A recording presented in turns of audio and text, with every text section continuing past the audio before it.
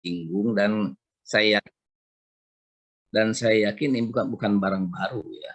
Sekalipun tampaknya baru ya, tapi ini bukan barang baru menurut saya. Kenapa? Karena seperti yang sering kita dengar, sekalipun istilahnya seperti baru, ada beberapa catatan penting yang harus saya sampaikan, bahwa kita mulai dulu dari kalau Karanin membacanya apa nih? Kalau saya kan genre ya. Kalau Karanin apa itu membacanya bahasa Perancis? Kalau bahasa Perancis genre. Ya. Tapi kalau bahasa Indonesia genre kali ya. Genre dan turunannya. Takut saya salah juga Pak, mohon maaf. Tidak. So, kan ada bahasa-bahasa Indonesia yang memang kita adopsi ya dari bahasa Perancis kan, gitu. Seperti kita tahu misalnya dalam linguistik kan sekarang ya ada yang dinamakan language ya, ada parol kan gitu ya. Maka ketika di pronunciasinya orang Perancis beda dengan kami gitu ya. Kalau kami hanya language gitu, katanya itu language dan sebagainya. Oleh sebab itu, mari kita saling memaafkan saja karena ini kalau ada yang salah gitu ya. Ya Pak, siap. Saya juga mohon dimaklum Pak. Kakak-kakak penulis yang luar biasa dalam dunia tulis menulis ya, genre itu dapat disebut ranah dan turunannya itu disebut laras ya. Sekalipun istilah ini memang fleksibel sebenarnya, itu subjektif juga. Saya mengutip hanya dari beberapa pendapat. Jadi ada yang membuat sebuah katakanlah sebuah korpus gitu ya, bahwa di dalam tulis menulis itu ada yang namanya ranah ya, itu ya, yang ranah itu merupakan kata lain dari genre dan turunannya disebut laras. Kemudian ranah induk tulis menulis itu ternyata, ini saya kutip dari Profesor Haidar Al-Wasilah almarhum ya. Beliau pakar menulis yang buku-bukunya beredar dan sangat menjadi inspirasi bagi calon penulis, entah itu mahasiswa, dosen, guru, termasuk para penulis. Saya masih ingat, saya kutip ini dari buku Pokoknya Menulis karya beliau. Ya. Pak Haidar Al-Wasilah, orang Limbangan yang sekarang sudah almarhum. Allahu yarham. Kata beliau, ranah induk penulis-menulis itu ada 4 sebenarnya. Eksposisi, deskripsi, argumentasi, dan narasi. Ya. Ada orang yang menambahkan satu lagi persuasi atau hortatori. Nah, menurut Pak Haidar, karena beliau selalu membuat sebuah istilah yang memudahkan siapapun untuk mempelajari dan mengingatnya, gampang sekali ranah induk tulis-menulis itu dikemas dalam akronim EDAN. EDAN. Jadi eksposisi, deskripsi, argumentasi, dan narasi gitu ya. Itu ranah-ranah induknya tulis-menulis gitu. Jadi malam ini kita beredan ria saja begitu ya. Dankeun Pak. Dankeun gitu ya. Dan satu lagi orang menambahkannya persuasi ya, hortatori. Sedikit saya menyimpang. Kadang sebagai seseorang yang bergelut di bidang bahasa, kita sering kadang-kadang mengontaminasikan istilah ya. Misalnya kita mengatakan deskriptif, argumentatif, dan narasi. Itu tampaknya seperti benar, tapi itu merupakan sebuah kerancuan. Maksud saya begini, kalau kita mau mengatakan ranah ini dalam konteks nomina, kata benda, maka ini eksposisi, deskripsi, argumentasi, narasi. Kalau kita mengatakan juga ekspositoris, deskriptif, argumentatif, dan naratif, itu juga benar, tapi dalam satu kemasan bahwa dia adalah adjektiva, kata sifat, gitu ya. Jadi yang harus dicek itu jangan sampai yang satu eksposisi, yang lainnya deskriptif, gitu, dan sebagainya. Nah, teori pembagian ranah yang dikenal luas adalah fiksi dan non-fiksi. Ya. Nah, Telianggi sebagai salah seorang penulis terkenal ya, ahli atau pakar menulis, menyebutnya fiksi dan non-fiksi itu hayali dan faktawi, gitu ya. Jadi hayali untuk fiksi dan faktawi untuk non fiksi. Ya, ini bergantung pada sudut pandang pakar sebenarnya. Nah, kakak-kakak penulis, ranah fiksi itu melahirkan laras. Jadi dari ranah muncul laras. Katakanlah ini sebuah hipernim, kemudian muncul hiponim-hiponimnya, gitu ya. Muncul turunan-turunannya. Dari ranah fiksi lahirlah laras, laras puisi dan laras prosa. Kemudian dari laras itu lahir pula lah sublaras. Dari prosa lahirlah sublaras cerpen, novel, drama, gitu ya. Kemudian dari ranah non fiksi lahirlah laras akademis, laras jurnalistik, dan laras bisnis. Tiap laras itu melahirkan begitu banyak tulisannya. Contoh, laras akademik melahirkan sublaras handout, modul, diktat, buku teks, dan sebagainya. Itu hanya sebagai review saja ya, bahwa ternyata dunia tulis-menulis itu yang kita kenal memiliki sebuah cakupan yang luar biasa luas ya. Mari kita masuk ya. Saya lupa tadi kita punya waktu berapa lama karena ini?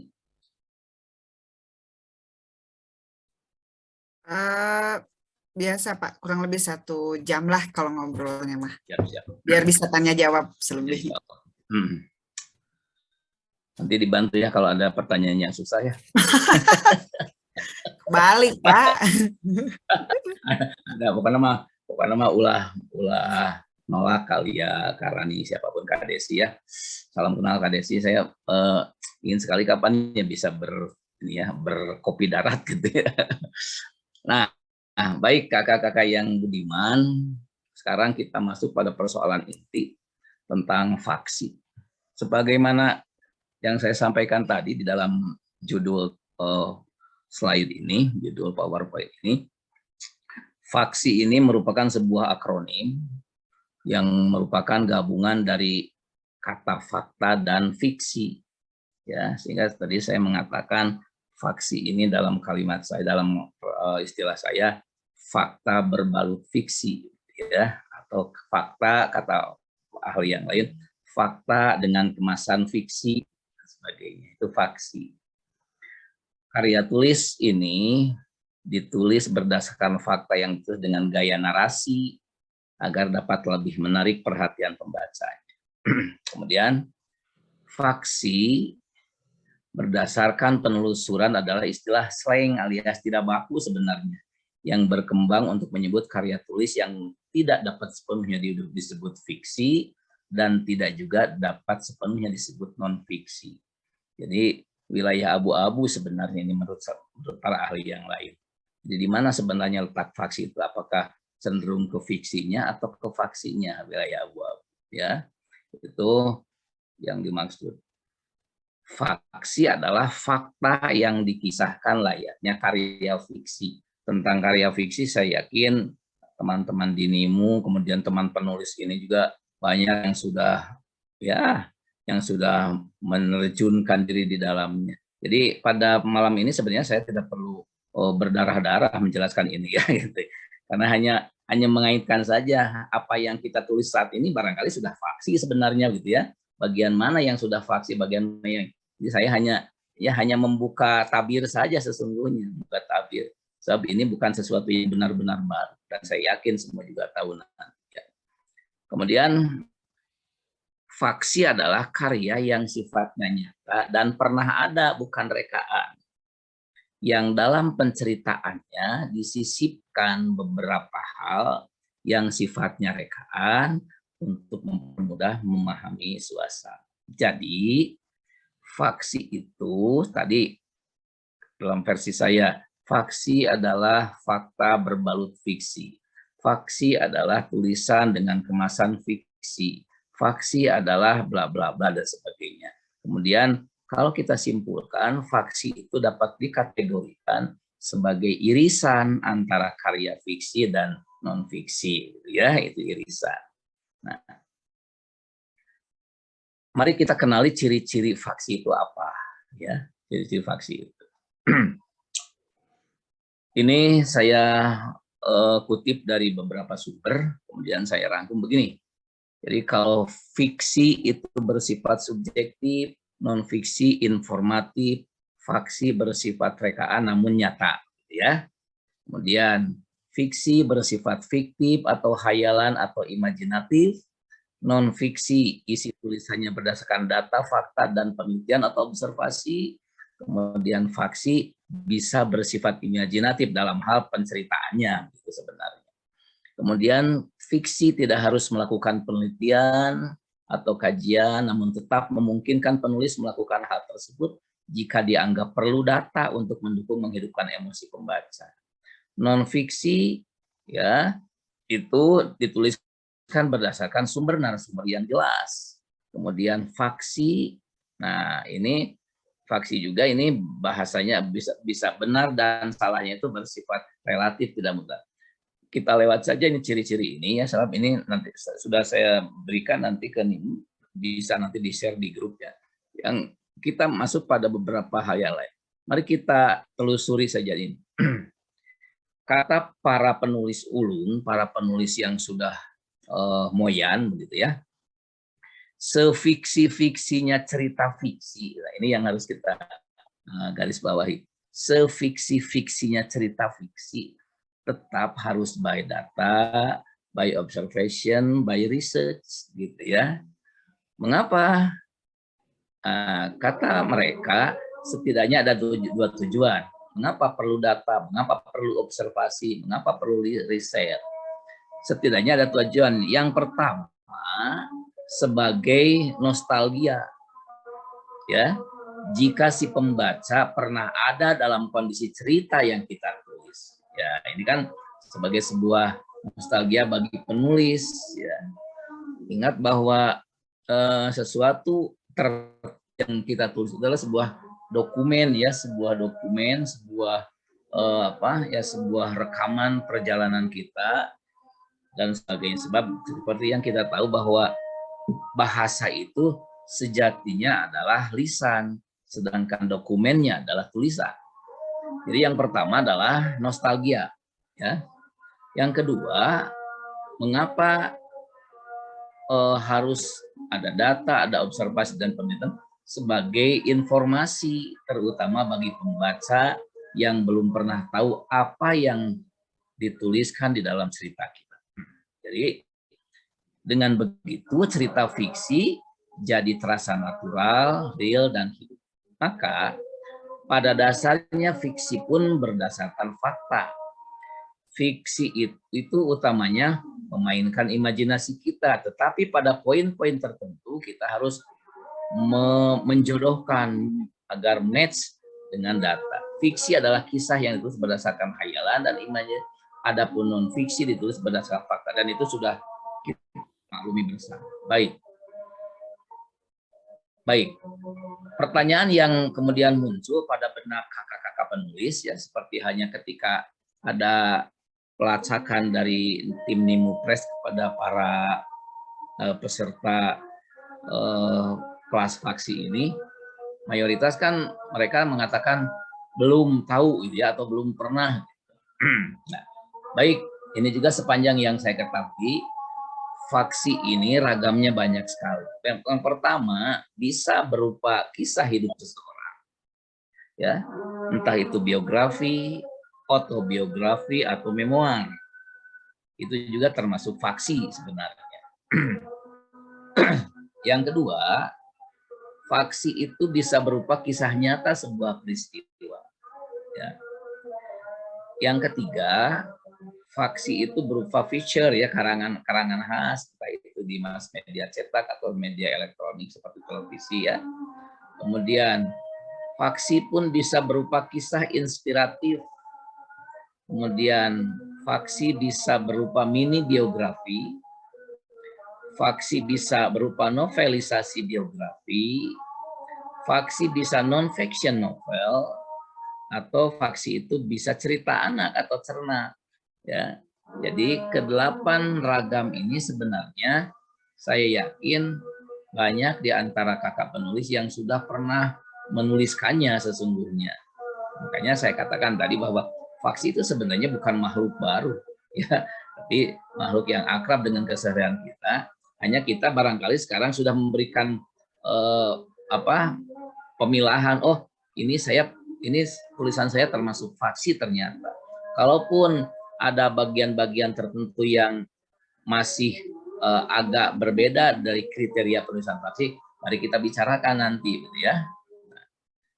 Nah, kakak-kakak yang saya hormati, suatu cerita itu pasti punya unsur-unsurnya ya.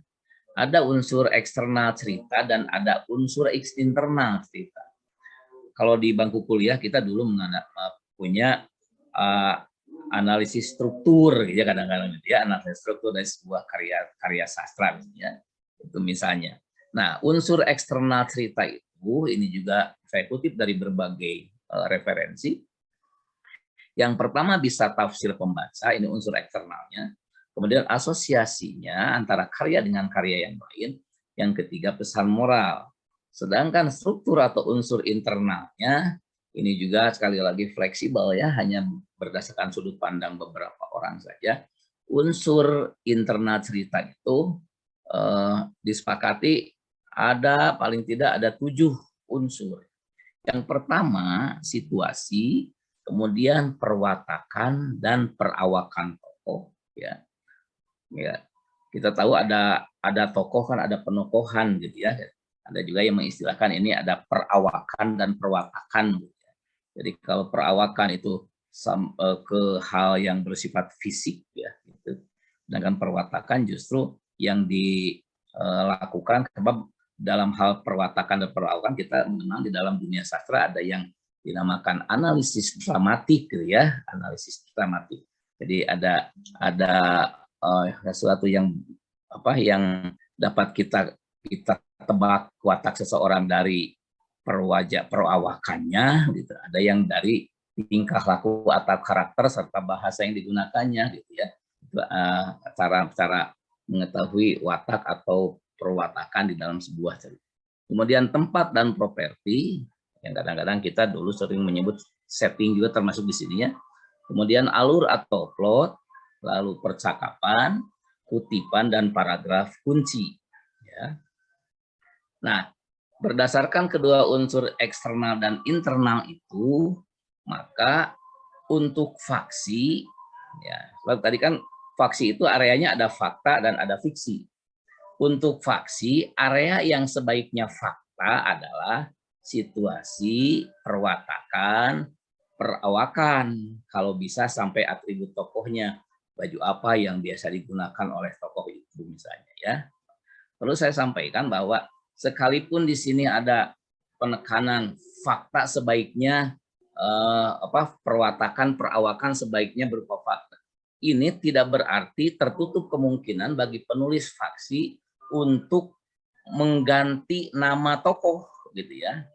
Kalau ternyata sensitivitasnya tinggi atau karena kurang populer dengan nama pena itu misalnya di dalam cerita, boleh saja seorang penulis faksi mengubah nama tokoh, akan tetapi dalam hal yang lainnya bisa saja tidak diubah, misalnya perawakannya tidak diubah, boleh saja namanya untuk menjaga atau menghargai privasi seseorang diubah saja nama tokohnya. Jadi boleh begitu. Tapi perawakannya dimungkinkan untuk tidak diubah. Artinya begini, misalnya kalau nama Encep kurang populer tampaknya kalau dalam sebuah faksi ya gitu ada di fiksi, mungkin si penulis atau entah itu saya sendiri atau yang lain mungkin bisa mengganti dengan nama yang lain. Tapi dengan perawakan ya, perawakan yang tidak berubah misalnya, jadi boleh sebenarnya. Itu yang dimaksud dengan area fakta ya yang digunakan di dalam faksi. Jadi perawakan, perwatakan, situasi, termasuk tempatnya itu diusahakan sesuai dengan faktanya. Artinya kalau kita mau berbicara tentang sebuah tempat, misalnya cerita ini terjadi misalnya di Sumedang misalnya, di Sumedang. Tentu saja kita seorang penulis tidak boleh mengarang-arang Sumedang yang tidak faktual, ya itu harus faktual. Sumedangnya jangan sampai Sumedang ada di dalam hayalan. Tiba-tiba Anda menulis Sumedang, jalannya malah jalan ke ke Nagreg ke sana misalnya, itu jadi salah, atau deskripsi tentang Sumedangnya juga jadi salah. Itu tidak demikian. Jadi dalam hal situasi perwatakan dan perawakan diusahakan itu fakta yang muncul dalam faksi itu ya, faktanya ya.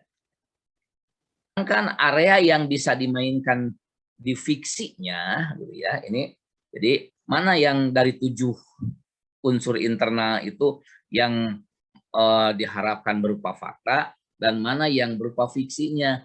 Ini bisa percakapannya kita rekayasa, kita reka ulang, kita improvisasi percakapannya, kutipannya, paragraf kuncinya. Sebab di dalam cerita faksi ini ya, sepanjang yang saya tahu, sudut pandang penulis itu memang lebih condong dan lebih banyak atau mungkin keseluruhannya lebih indah, lebih bagus kalau sudut pandang orang pertama, akuan, jadi tidak orang kedua atau ketiga. Sehingga sekali lagi dalam fiksi ini dan di dalam faksi ini, area yang berupa fiksinya boleh kita kemas di percakapannya, kita tambah-tambahkan misalnya, padahal pada kenyataannya dialognya tidak seperti itu misalnya. Tapi seorang penulis kan bisa membubuhkan bumbu lainnya untuk memperindah, mempercantik tulisannya, termasuk kutipannya, termasuk paragraf kuncinya. Jadi sekali lagi, untuk faksi ini bagian faktanya yang mana, bagian fiksinya yang mana. Kemudian bisa diambil kesimpulan bahwa titik tumpu fiksinya adalah sudut pandang penulis ya. Artinya di dalam faksi, sekali lagi saya katakan, ini point of view orang pertama yang lebih dikedepankan. Sedangkan titik tumpu non fiksinya adalah kelengkapan data. Jadi ini ada sebuah pertautan ya, kombinasi antara fakta yang kita miliki, fakta yang para penulis simpan, yang para penulis peroleh, menjadi dasar untuk disampaikan dalam sebuah cerita. Teknik penceritaannya termasuk sudut pandangnya itu area fiksinya begitu. Jadi seperti itu. Kalau kita selama ini menulis fiksi itu nyari semua informasinya berupa fiksi, nah lain hanya dengan faksi. Jadi bagian ini memberikan arah kepada para penulis faksi nanti, bagian manakah yang harus Anda sertakan sebagai sebuah fakta, bagian manakah yang harus atau boleh menjadi fiksinya. Yang penting saya ingatkan kepada para penulis, tidak ada aturan baku, misalnya berapa persentase gitu ya, dalam sebuah faksi misalnya berapa persentase faktanya, berapa persentase fiksinya, tidak ada aturan baku sebenarnya. Para penulis sepakat bahwa atur saja secara proporsional, sebab inti dari faksi ini bukan berapa banyak atau sedikitnya fakta dan fiksi, akan tetapi bagaimana seorang penulis mampu menampilkan tulisannya sehingga mengundang emosi pembaca dan pembaca larut di dalamnya, itu sesungguhnya ya. Jadi tidak, apalagi tidak 50-50 misalnya, fiksinya harus 50%, faktanya juga tidak demikian. Itu yang sepanjang yang saya ketahui. Nah, kakak-kakak penulis yang saya hormati, tadi kita sudah kita katakan ada beberapa ragam tulisan jenis faksi. Yang pertama misalnya menulis memoir. Ini sepanjang yang saya baca tiap minggu ya, teman-teman yang menulis memoir itu luar biasa ya. Dan saya pikir ini juga tidak perlu saya jejalkan kepada kakak-kakak sebab ini sudah. Tapi hal terpenting yang harus diceritakan di dalam penulisan memoir versi faksi ini adalah bagaimana membangun emosi agar pembaca merasa terikat dengan kehidupan kita. Jangan sampai pengalaman kita menarik tetapi pembawaan tulisannya datar tanpa makna sedikit. Saya setuju dengan arahan dari kru Nimo, dari Kak Lia, dari Kak Desi, dari Kak Rani, bahwa salah satu hal yang tidak boleh kita lupakan di dalam memoir itu adalah sertakan sebagai pemanis cerita, sebagai pelengkap cerita itu, sertakan dialog yang mendukung penceritaan kita itu. Itu juga sama. Jadi faksi itu bukan melulu sebagai sebuah narasi, laksana sebuah novel, misalnya sebuah cerpen, di dalamnya juga para penulis itu hendaknya selalu menyertakan dialog sebagai penjelas, ya, sebagai variasi atau ilustrasi dari cerita yang kita gunakan. Itu yang tidak kalah penting dan tidak boleh lupa. Ada penggalan-penggalan kutipan atau penggalan-penggalan dialog yang harus kita munculkan sehingga lebih hidup cerita yang kita munculkan. Kemudian yang kedua, kumpulan kisah nyata.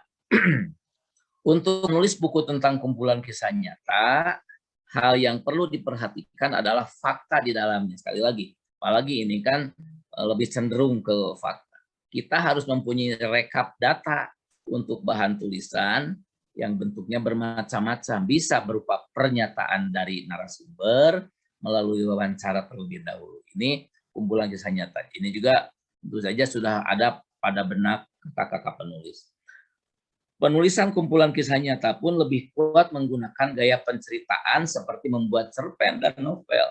Ya, gaya cerita ini akan menguatkan pembaca, memahami alur cerita dan pesan tersirat di dalam. Pembaca pun akan diajak mengalir lebih jauh ke dalam situasi yang terjadi pada narasumber.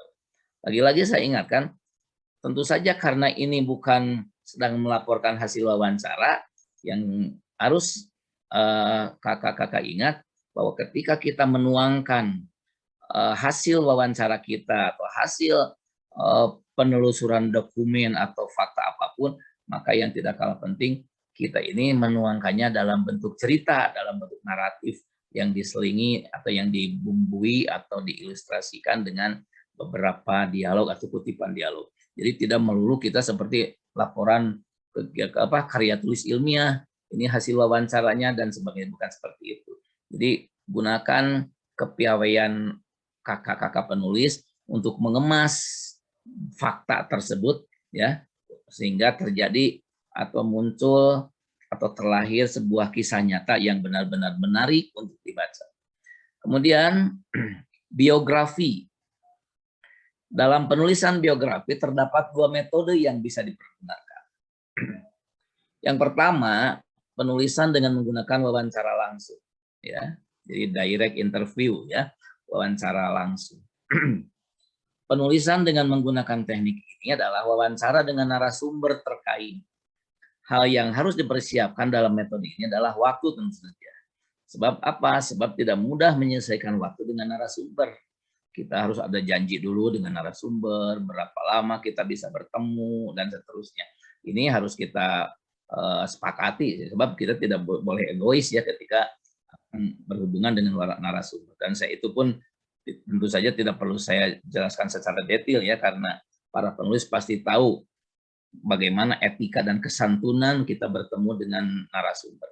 Yang hal terpenting dalam membuat biografi adalah dengan mendedikasikan waktu sepenuhnya untuk menyelesaikan biografi dari narasumber tersebut. Selain itu, hal lain yang perlu diperhatikan adalah dengan membuat daftar pertanyaan untuk mengkoordinasikan bagian-bagian yang mau diangkat dan tidak mau diangkat. Seperti hanya ketika kita mau melakukan sebuah penelitian, kita sudah menyiapkan katakanlah semacam kisi-kisi, ya, pertanyaan apa yang akan dilontarkan. Ini juga akan berkaitan dengan efektivitas dan efisiensi, ya, materi yang akan kita gali. Jangan sampai waktu yang sedikit itu terbuang percuma, kita tidak beroleh data apapun untuk keperluan tulisan kita sebenarnya. Oleh sebab itu, siapkan daftar pertanyaan, entah itu berupa kisi-kisi singkatnya atau hal-hal yang lain. Kemudian, tidak semua narasumber akan mau membocorkan rahasianya terkuat di dalam buku, di dalam tulisan kita. Ini juga kita harus arif, jangan sampai ada dalam tanda petik ada pemaksaan kepada narasumber gitu ya. Karena ingin kita itu membongkar apapun yang ada pada narasumber, kita juga apalagi dengan tata cara yang tidak santun misalnya. Nah, jika penulis ingin menguak isi rahasia dari kehidupan narasumber, maka ada trik sebenarnya. Langkah terbaik yang harus dilakukan adalah melakukan komunikasi intens dan membuat pertanyaan-pertanyaan yang memancing sisi kejujuran narasumber. Inilah kepiawaian penulis faksi dalam menggali informasi. Jadi mereka tidak merasa ditanya, padahal kita sedang bertanya. Mereka tidak sedang merasa membocorkan sesuatu, padahal dia sedang menyampaikan katakanlah rahasia pribadinya, sekalipun di dalam tanda petik begitu. Jadi bagaimana kuncinya? Kuncinya adalah membangun hubungan persahabatan yang baik sebelum memulai penulis. Dan ini tentu saja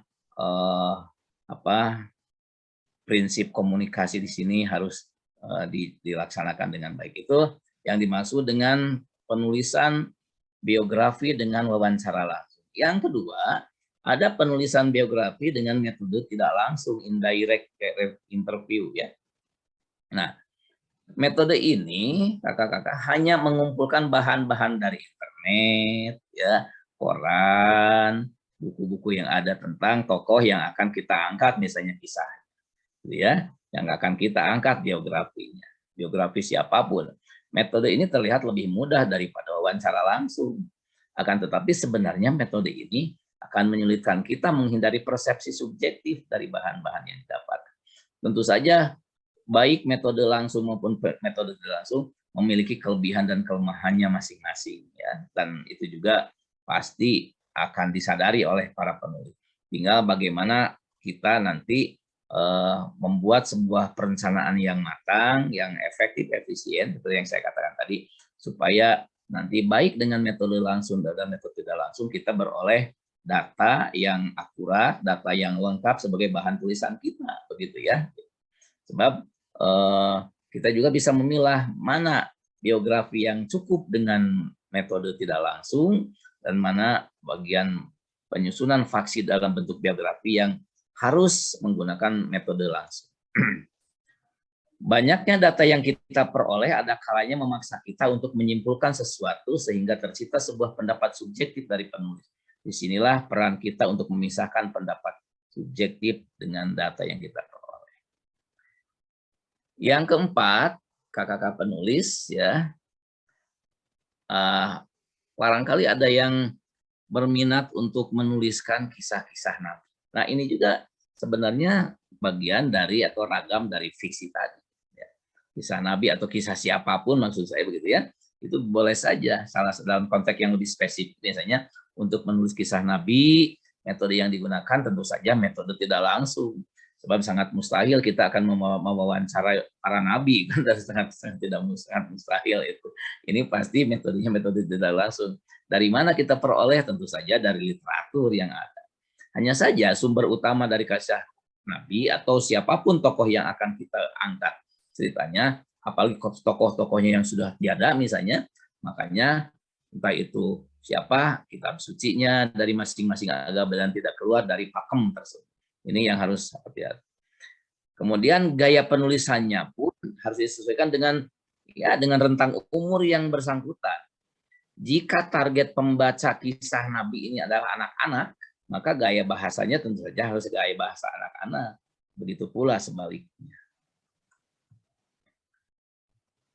Tampaknya itu saja dulu karena ini ya yang dapat saya sampaikan.